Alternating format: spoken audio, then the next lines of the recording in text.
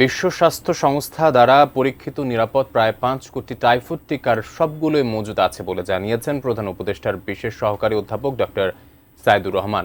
সকালে স্বাস্থ্য মন্ত্রণালয়ের সভাকক্ষে টাইফয়েড টিকাদান ক্যাম্পেইন 2025 উপলক্ষে এক সংবাদ সম্মেলনে তিনি জানান, 12 অক্টোবর থেকে মাসব্যাপী সারা দেশে 15 বছরের নিচে সব শিশুদের বিনামূল্যে 1 ডোজ এই টিকা দেওয়া হবে।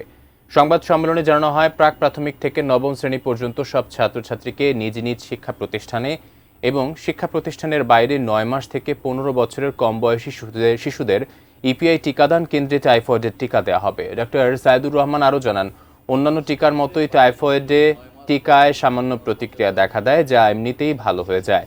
যুক্তরাজ্যের গ্ল্যাক্সোস্মিথক্লাইনের সহযোগিতায় ভারতের সিরাম ইনস্টিটিউটের তৈরি এই টিকা পৃথিবীর 109টি দেশে সরবরাহ করা হয়।